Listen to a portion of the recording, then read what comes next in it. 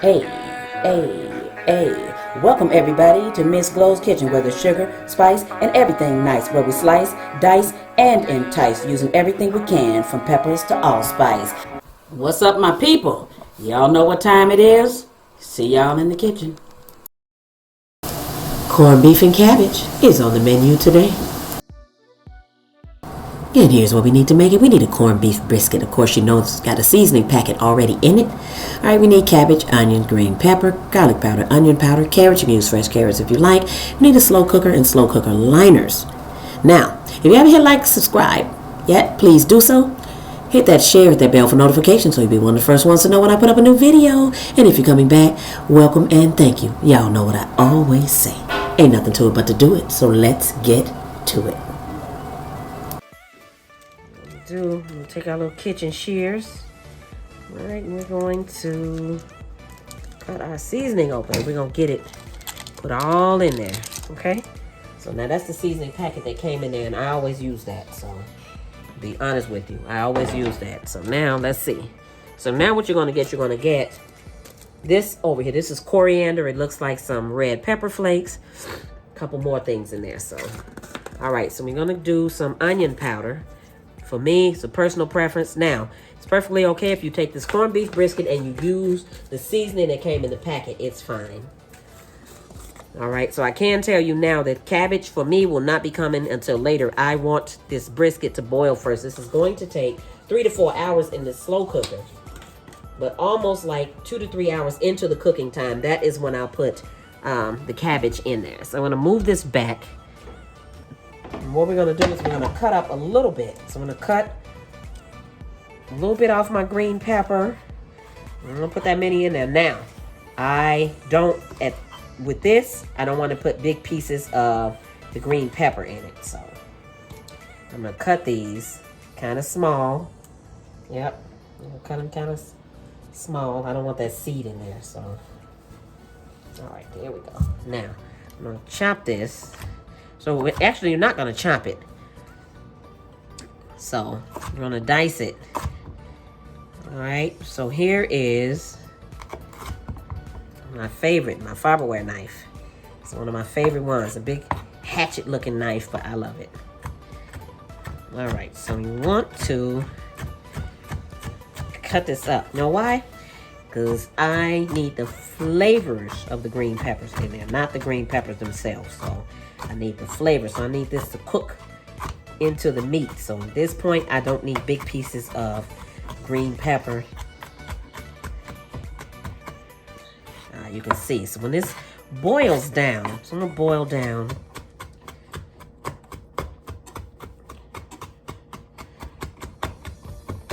Okay. This smells so good too. So you can see it's turning. My pepper is turning, but I bought it at the store like that. Turning. I wanted it, so. Well, regular green pepper is fine, but you can use yellow or red in here too.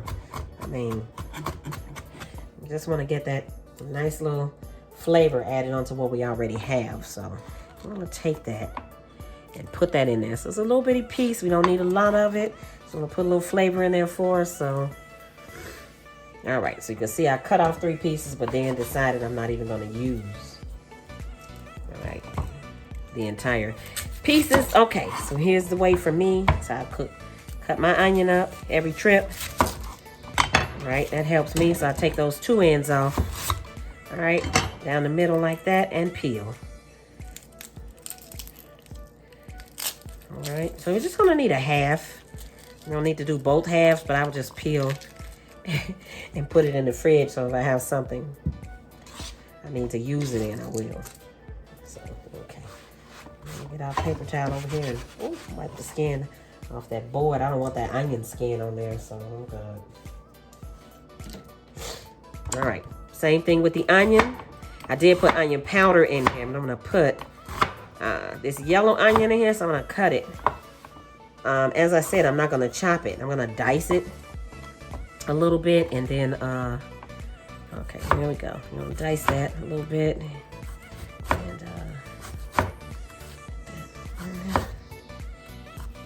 all right, there we go.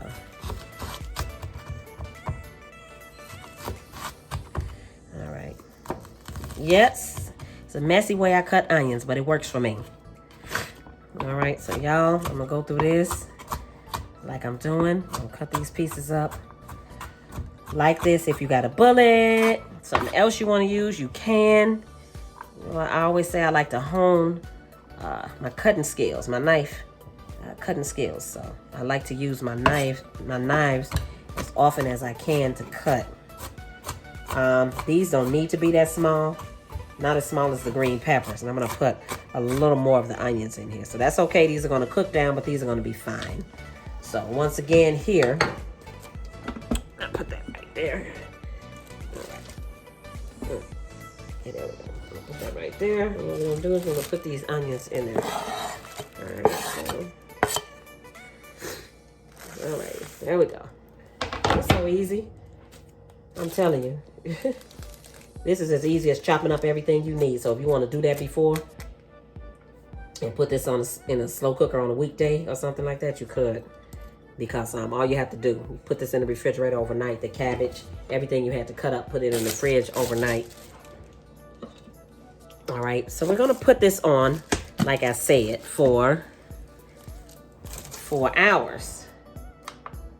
And that's it. And we're gonna come back in about 3 hours and I'll show you what it's doing. Yeah. All right, so what we're gonna do now is we're gonna cut our cabbage out. All right, so all right, you can wash it beforehand, but I like to wash mine after I cut it. I'll usually do this, put this into a strainer, a colander, and wash your cabbage really good. Right now I'm just gonna show you how I cut it up for mine. So you can cut this into bite-sized pieces, it's really up to you. Now what I wanna do is, I don't wanna use that. It's got like a little dark spot on it, I don't like. All right, so now usually this is this bottom. I'll usually take that. All right, so I'll cut it into pieces about that big. All right, so this one, so you take it, split it. All right, make sure our cabbage is bite-sized, baby. Every piece with that corned beef and that cornbread, and we good to go. All right, so I'm gonna show you sort of one of the round ones, and that's gonna be it. You can just guess. So I'm gonna put it, so I'm gonna cut this one. Cut that one into like 4, and look at that. I'm gonna cut that, cut that, cut that, cut that. All right, so we're gonna put this in a bowl, wash it off, and then we're gonna wait 3 hours, and then we're gonna put it in. So I just wanna make sure you see how to cut it.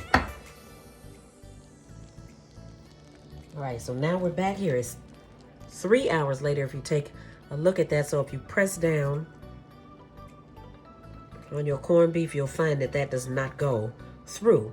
And that's what you want to happen, because you don't want to overcook it where it's too soft. You can't do, too much with it. So now at this point, we're gonna put in, oh, my bad.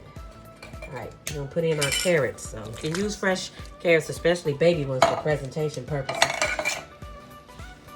If you like. So I'm gonna put in, it's not a lot of us, I'm not gonna put a lot of cabbage, but I'm gonna put enough so that it cooks down.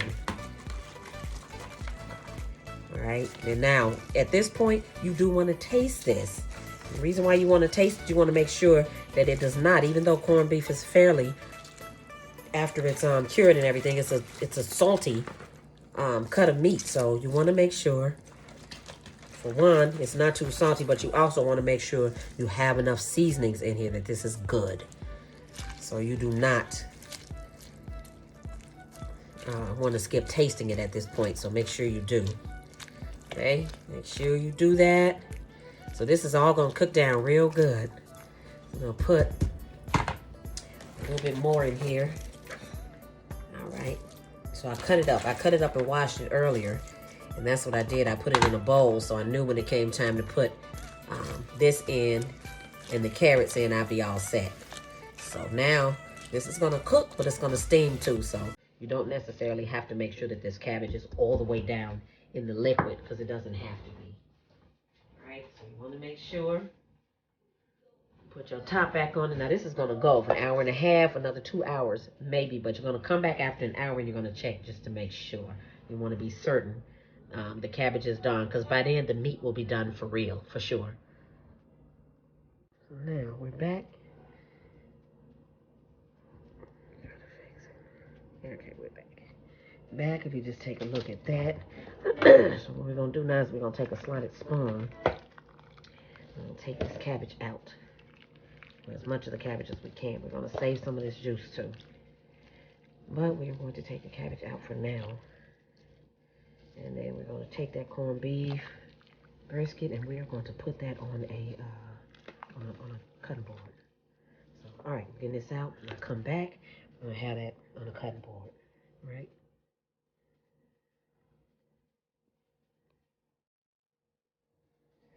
Now,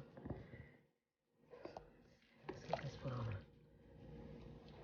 cutting board. I was going to make some cornbread. I'm making all that shit. All right, let's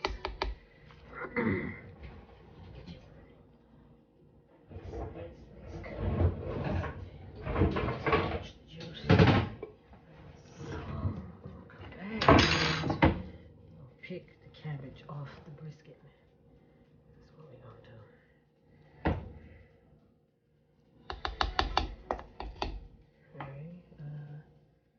Alright, let's just make set for me. Alright, so now, let's see if we can get the light over here. First thing I want you to notice is the way the grains are going in the meat. The grain is going this way. This means that we will not cut our meat this way. We're actually going to cut what we call against the grain. The grain is going that way. We're going to cut this way. You see what I'm saying? Yeah, my nail is missing. Don't even write me about it. Okay, hold on. Yes, darling, my nail's missing. Need to be done, but don't worry about it. So I just want you to take a look at this corned beef. I got a carving knife. The corned beef is thicker. All right, so now you see, that's what you want to do. Cut against the grain, and you want to get some slices that look like that. See that? That's good. All right, I'm going to come back with this plated.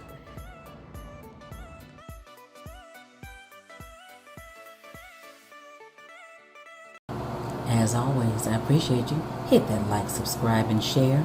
Thank you.